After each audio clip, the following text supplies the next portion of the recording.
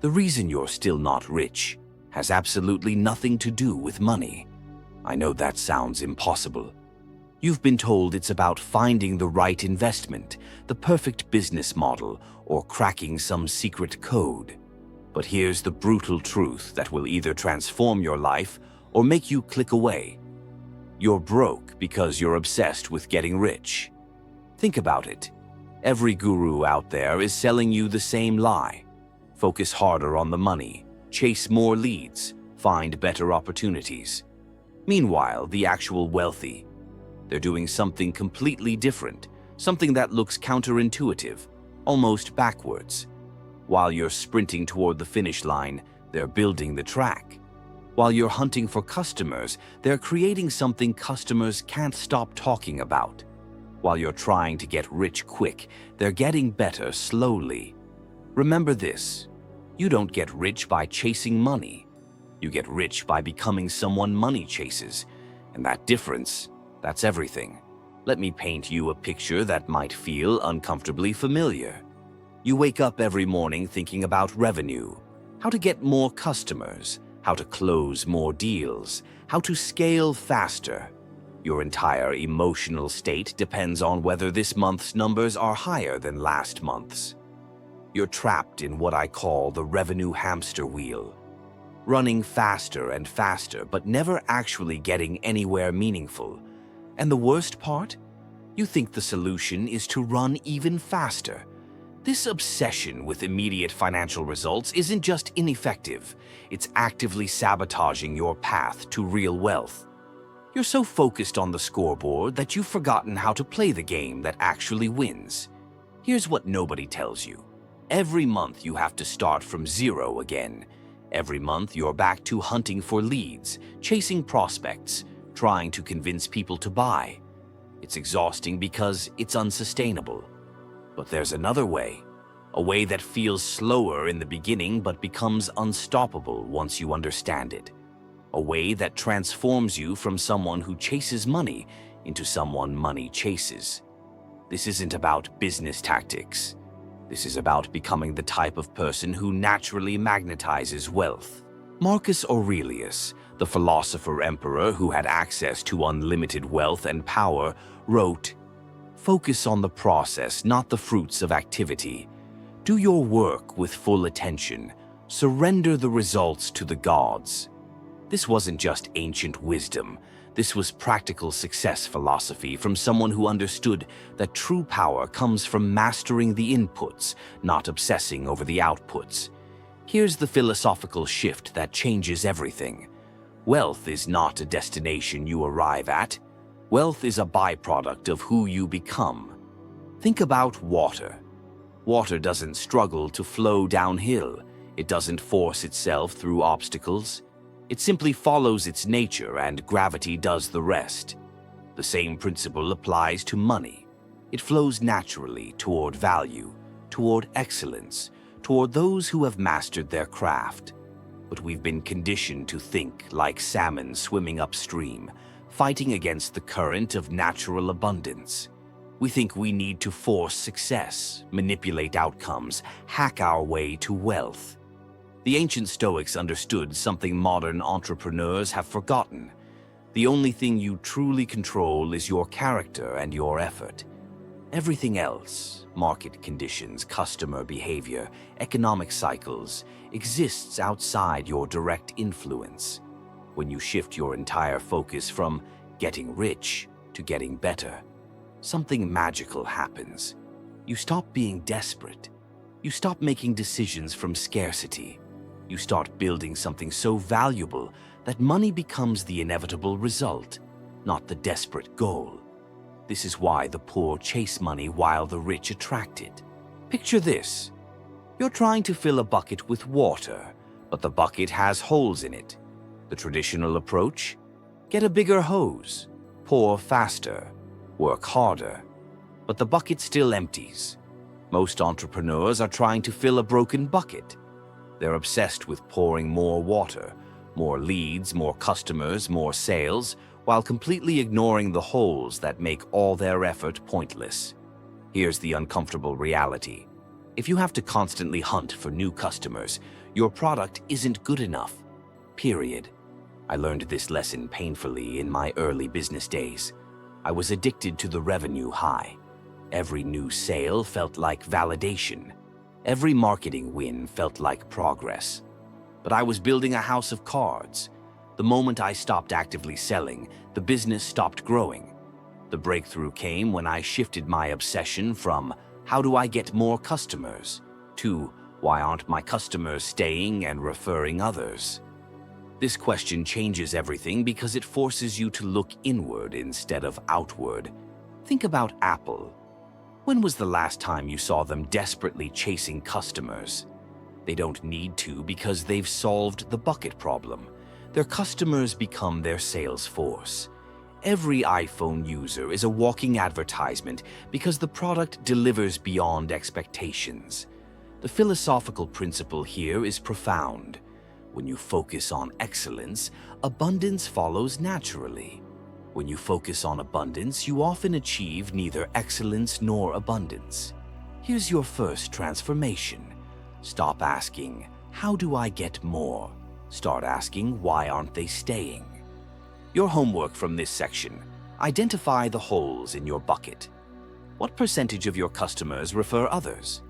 What percentage buy again? These numbers don't lie. They reveal the quality of your actual delivery versus your marketing promises. But knowing your holes is just the beginning. What comes next will challenge everything you believe about patience and competition. Let me tell you about a man who understood something most entrepreneurs never will. He wanted to start a cookie business, but instead of rushing to market like every other ambitious fool, he did something that seemed almost insane. Picture this. Every single morning for 365 days, he woke up before dawn. He went to his kitchen. He baked a different batch of cookies. Batch number 1, batch number 2. Day after day, month after month, through winter and summer, through doubt and frustration. He wasn't just baking cookies, he was crafting perfection. Each batch was numbered, documented, tested.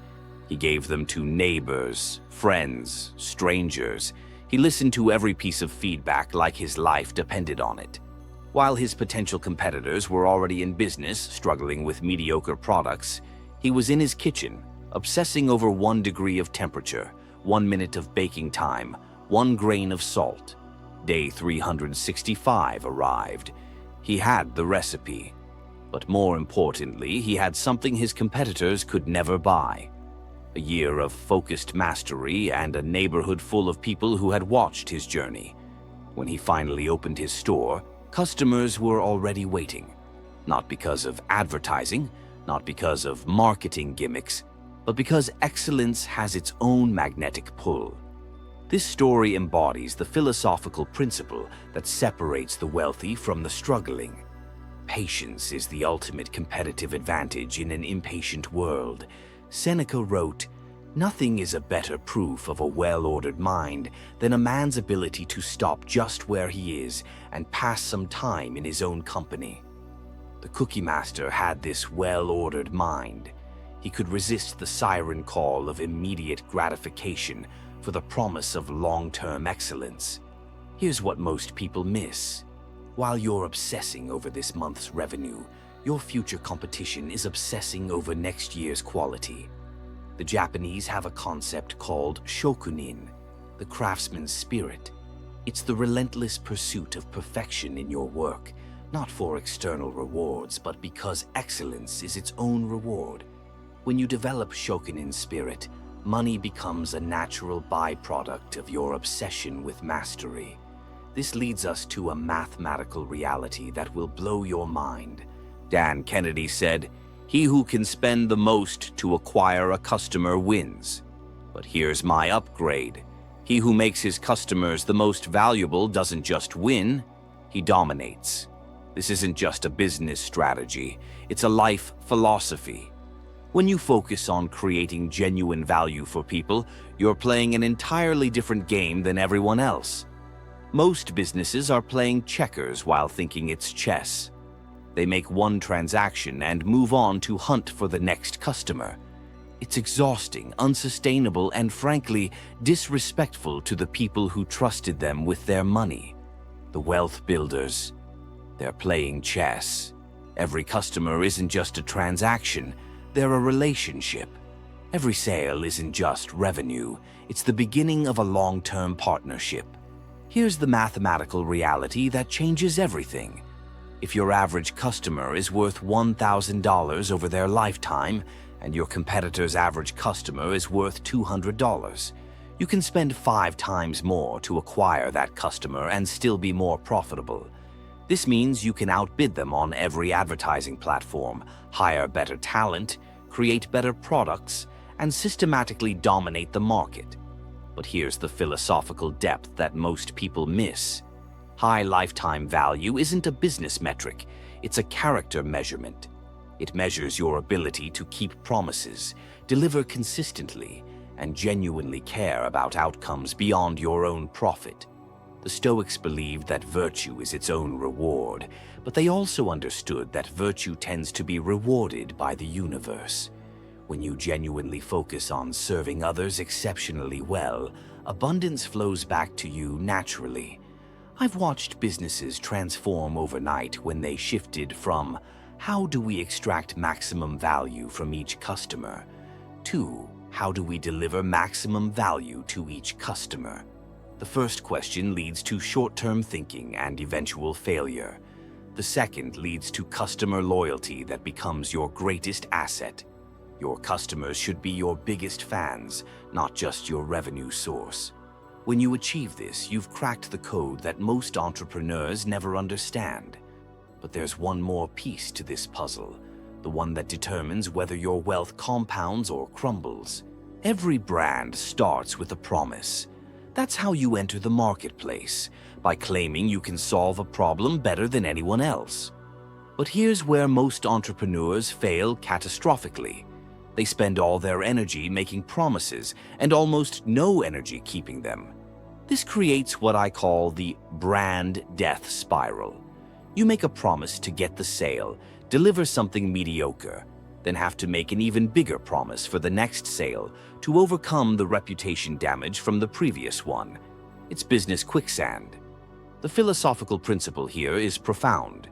Your character is measured not by the promises you make, but by the promises you keep. And in business, your brand is simply the market's perception of your character. When you consistently deliver on your promises, something beautiful happens. Every customer becomes a brand ambassador. Every transaction reinforces your reputation instead of damaging it. Word of mouth works for you instead of against you. Marcus Aurelius understood this deeply. The best revenge is not to be like your enemy. While your competitors are cutting corners and making empty promises, your revenge is to be so consistently excellent that their mediocrity becomes obvious by comparison. Here's the paradox.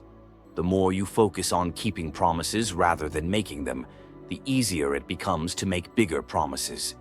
Excellence creates confidence, and confidence creates the ability to charge premium prices and attract premium customers. This is the brand loop that separates temporary success from generational wealth. So here we are, back where we started. You now understand that the reason you're not rich has nothing to do with money and everything to do with mentality. But knowing this changes nothing. Understanding this intellectually means nothing. The only thing that matters now is what you do with this knowledge. Right now, you have a choice. You can go back to the revenue hamster wheel, chasing leads, obsessing over monthly numbers, looking for the next marketing hack. It's familiar. It's what everyone else is doing. It's also why everyone else is struggling. Or you can do something that feels uncomfortable, almost wrong. You can stop chasing money and start building value. This means saying no to quick wins that compromise long-term excellence. This means investing time in perfecting your craft while your competitors are busy scaling their mediocrity. This means having the courage to delay immediate gratification for the promise of long-term abundance. Lao Tzu wrote, "The sage does not attempt anything very big, and thus achieves greatness. The sage focuses on small, daily improvements in quality. The sage obsesses over details that competitors ignore. The sage plays the long game while everyone else is desperately trying to win today. Here's your moment of truth.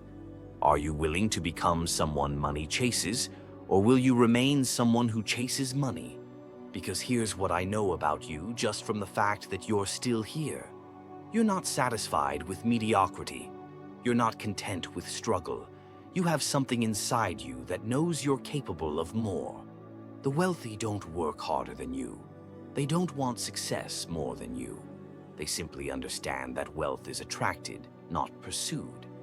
The only question is, what are you going to do about it?